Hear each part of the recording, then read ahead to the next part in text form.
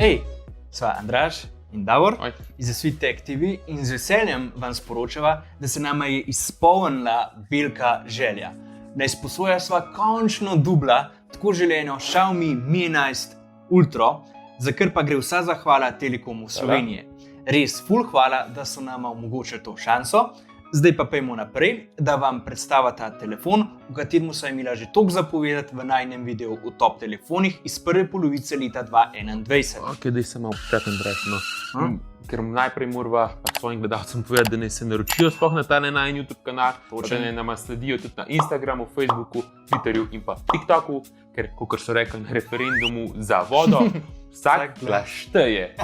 Zdaj pa kar nadaljuj. Here goes. Okay. Morava reči, da imava kar srečo s timingom testiranja tega telefona, ker je nedolg nazaj prišla ven posodobitev za MIUI, s katero so odpravili dost težav tega telefona, na kateri so opozarjali tudi ocenjevalci, ko je prvokrat prišel ven. Večina pomembnih stvari je bila popravljenih, kar je top.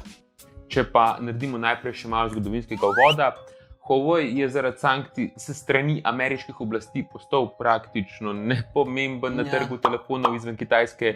Ja, sej še zmer dajo ven stvari, kot so tablice, ure, tudi prihajajoča P50 linija ne bi bila sicer dobra, ampak to preprosto vse ni več to, sploh zaradi sistema. Tudi zdaj, ko se je Leica, s katero je sicer sodeloval pri razvoju objektivov, odmika in sklepa partnerstva z novimi drugimi proizvajalci, to je sploh velik blow. V glavnem njihovo praznino na trgu probajo zapolniti drugi izdelovalci telefonov, med njimi pa je eno drugo kitajsko podjetje, ki se v zadnjem letu zelo močno trudi, da bi jim to ratalo. Javga niste, to je Xiaomi, tale Mi 11 Ultra je njihov najboljši mainstream flagship do zdaj in je direkten odgovor na iPhone 12 Pro Max, pa na Samsung Galaxy S21 Ultra, s tem, da jo proba vsem prekašati. Če sam imaš leht, tudi ceni. Mislim, sam pogledajte te spekse. Ima procesor Snapdragon 888, 12 GB RAM-a, pa še 256 GB notranje shrambe, od katero jo pa uporabnik sicer dejansko dobi 237 GB. In sploh se ne ustavi tukaj. Ta glavni objektiv je velikosti 50 megapikslov. Ultra širokokoden objektiv je velikosti 48 megapikslov, iste velikosti pa je tudi telefoto objektiv, ki lahko zoomira s kar 120-kratno povečavo. Zelo uporabno, če hočete biti totalen creep in slikati, kot folk dela v ta najvišjem štuku par ulic preč. Ja. Ali pa dobro, recimo, če slikate luno, ker ste kao romantik, midva ne džadževa. Sistem objektivov pa zaokrožuje še 20 megapikslov velik selfie objektiv, ki dela čisto zadovoljivo kvalitetne selfije. Sam, če hočete res dobre selfije delati s tem telefonom, jih delajte z hrbtnimi kamerami. Več o tem bo sicer govorila malo kasneje v tem videu. No, če se pa vrnemo na začetek in začnemo samo izdelavo. Hardware je na tem telefonu res top in premijsk. Prednja stran je Corning Gorilla Glass Victusa, ki je zadnja in najbolj trpežna verzija tega stekla, kar ga lahko dobite na trgu. To trpežnost dopolnjuje tudi hrbtišče telefona, ki je iz keramike, ker telefonu daje dodatno težo, ki jo boste res občutili, ko ga primete v roko ali pa ne daste v žep. Morava pa še opozoriti, da je keramika ob padcu še bolj krhka kot steklo. Midva sva ga dobila v sivi barvi, ki ni matirana, zato se zelo hitro gor poznajo prstni odtisi in vam priporočava, da uporabljate ovitek, tudi zaradi kakšnih nenamernih dotikov na ekranu. Morate se pa zavedati, da je tudi ta telefon že brez ovitka bistveno bolj težek kot moj S20 Plus ali pa Andražov Mate 20 Pro. In če boste dali gor nek full masoven ovitek, vas zna res kar malo zapestje boleti od uporabe. Ja, sliši se smešen, ampak verjemite nama na besedo, da je to res. Ta telefon je s svojimi 234 grami res konkreten. In če vam v posli slučajno pade na faco, to sigurno ne bo prijetna izkušnja. Problem niti dejansko ni toliko v tem, da je telefon toliko zelo težek, kakor da je teža nekako neenakomerno razporejena proti vrhu telefona zaradi njegovega ogromnega modula za sistem kamer. Tako da je kar malo težko obvladljiv, sploh če probate tipkati sam z eno roko ali pa dosežete vse njegove kote s palcem.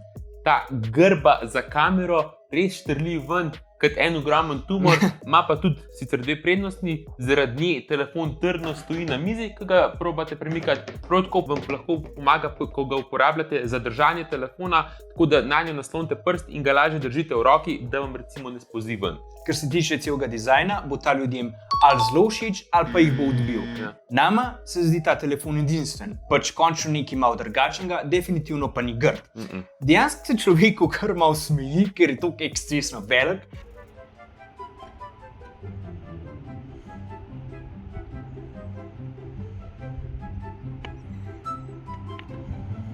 Telefon res izpade premijski in dejansko imate feeling, da v roki držite nekaj tehnološko naprednega. Zaslon na tem telefonu je tudi nor, diagonalno meri 17,29 cm, uporablja AMOLED tehnologijo in za to ceno mora itak sigurno imeti tudi 120 Hz osveževanje.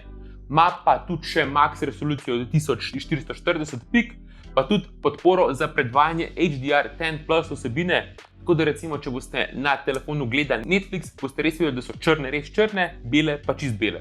Zdaj, zaslon je malo asimetrično ukrivljen na vse 4 strani in doseže svetlost tudi do 1700 nitov, kar je idealno, če ga uporabljate zunaj, ko sonce sije na polno. Moram vas opozoriti, da sva zaradi ukrivljenih robov imela kar veliko nenamernih dotikov ob strani, sploh če tipkate SMS-e ali pa surfate po spletu, zelo hitro nenamerno pritisnete napačen ukaz, kar zna biti kar malo zoprno. Qualcommov Snapdragon 888 je srce te naprave in zaradi njega vse deluje kot po tekočem maslu, brez vidnega leganja. Je sicer res, da telefon lahko rata topu na vtip, če ga podvržete kakšnim zahtevnejšim nalogom ali pa res zahtevnim multitaskingom, ampak no, recimo, da še vse ni preveč hudo, baje so pa to tudi najnovejši updati odpravili tiste hujše težave s pregrevanjem, ki so bile prisotne na MIUI 12.5. Telefon ima baterijo velikosti 5000 mAh, zraven priloženi 67W polnilec jo v celoti nafila v malo več kot pol ure, podoben kot tudi OnePlus 9 Pro. Prav neverjetno je gledati, kako se procenti na telefonu večajo, ko telefon fira baterijo, neverjetno, koliko je šla tehnika naprej. Baterija sicer zdrži tam nekje 4 do 5 ur screen on time, kar je solidno in recimo, da je celodnevna baterija, ni pa dvodnevna baterija, oziroma nekako bi človek več pričakoval, zaradi tega, ker je toliko velika. Če spustite resolucijo na 1080 pik in osveževanje zaslona na 60 Hz, boste lahko mogoče približno pridobili 2 uri baterije. Sva pa opazila še to, da ko uporabljate Xiaomiove super wallpaperje za ozadja, nam je to ekspresno skurilo baterijo. Ja. Čeprav so lepi na pogled, pa vse super, vam iskreno ne priporočava njihove uporabe, ker so zelo potratni. Zdaj pa sva končno prišla do največje atrakcije tega telefona. To je mini sekundaren zaslonček na zadnji strani, zraven objektivov, ki vam kaže uro, datum, procente baterije, obvestila in še kaj. Tako lahko telefon obrnete tudi zaslonom proti mizi in še vedno vidite, da glavne stvari. Ful pa je uporaben, ko ga uporabljate pri delanju selfijev s hrbtnimi kamerami, ki so že zaradi velikosti senzorjev veliko boljše od napredne kamere. Pa tukaj je še ultraširokokotna kamera, s katero lahko kadar spravite več folka, ko delate selfije. Problem je samo v tem, da je to zaenkrat tudi nekako to, kar se tiče uporabnosti tega zaslončka. Zaenkrat gre za res neizkoriščen potencial, pa malo nepriročno je to, da je gumb za njegov klop skrit v stranskem meniju, ne pa recimo nekje blizu tipke za klop. Še zmer pa si z njim ne morete pomagati, ko morate snemati videe za kakšen vlog, kar je veliko ljudi nekako upravičeno pričakovalo, tudi midva. Are you kidding with this? Xiaomi sicer pravi, da je posodobitev, ki bi to omogočala, že na poti, ampak za cajt snemanje tega najinega videa se to še ni zgodilo, tako da ne morava komentirati, kako se bo to obneslo v praksi. Kaj pa software oziroma operacijski sistem? MIUI 12 je skinče za Android 11, pri katerem so ljudje načeloma samo v dveh taborih. Ali ga obožujejo, ali pa ga sovražijo. In v zadnjem času so ga malo bolj sovražili. To pa zato, ker je posodobitev na verzijo 12.5 delala komadne probleme. Od pregrevanja, pa raznih manjših bugov v sami programski opremi, do neprepoznavanja prstnih odtisov in še marsičesa.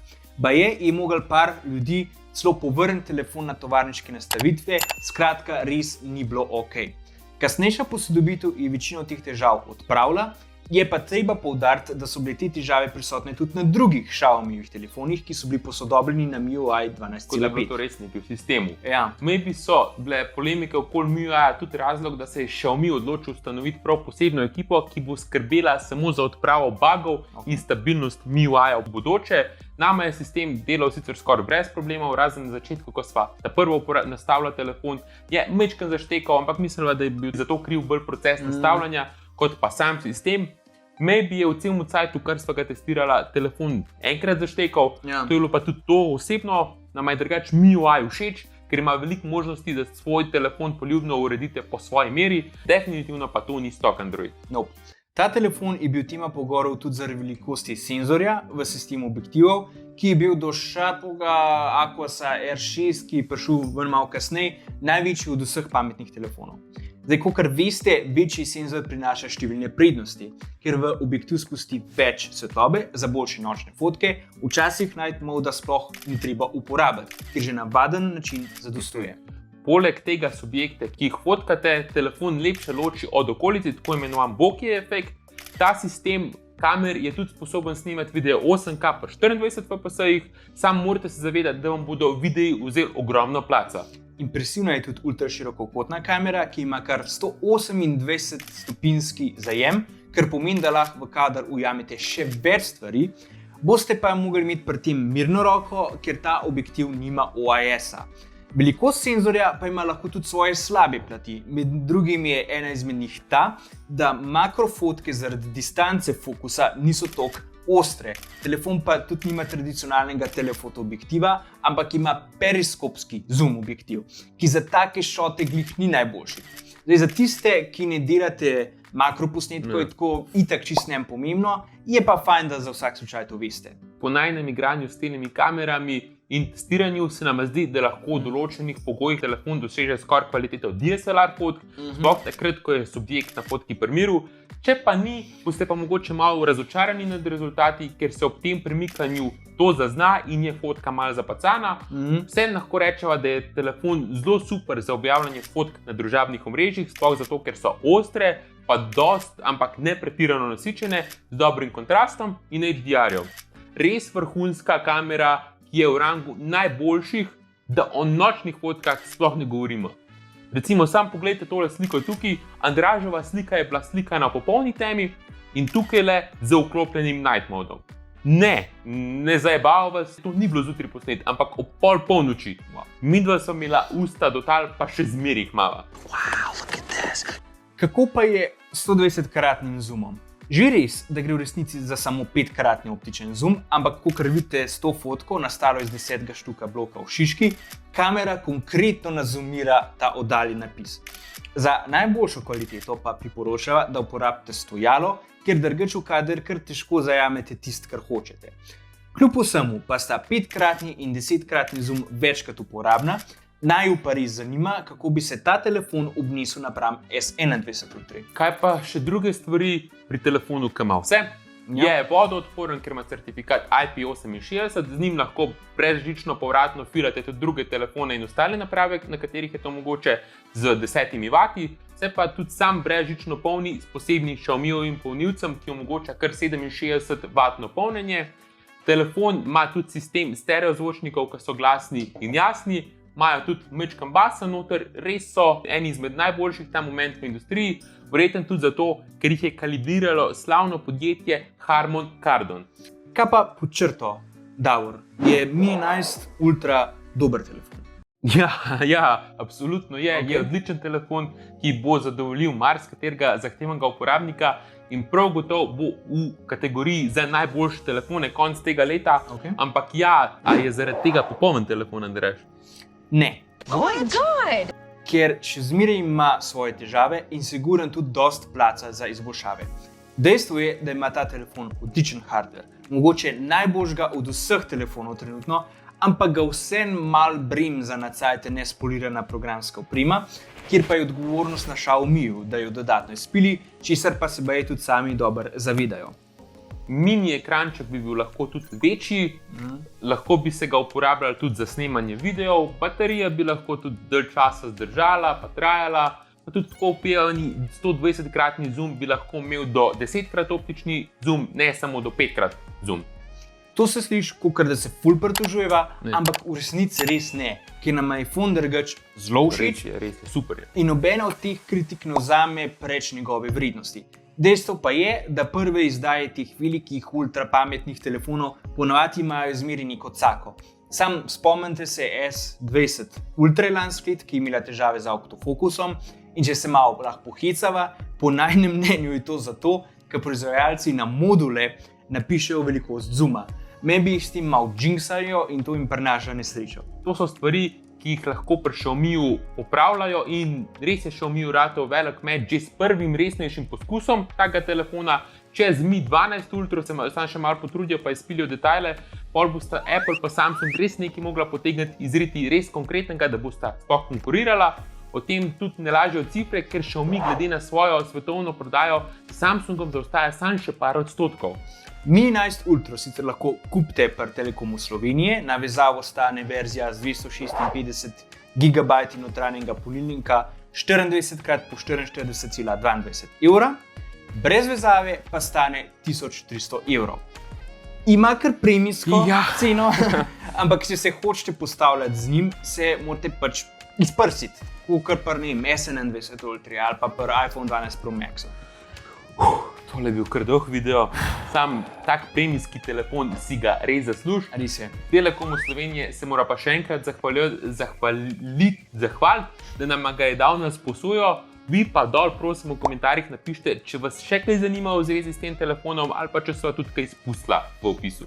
Mi da se za danes poslavljava, težko bova dala telefon iz rok, res so uživali v njem. Vi pa uživajte še naprej in upamo, da se kmalu vidimo v naslednjem videu. Čau!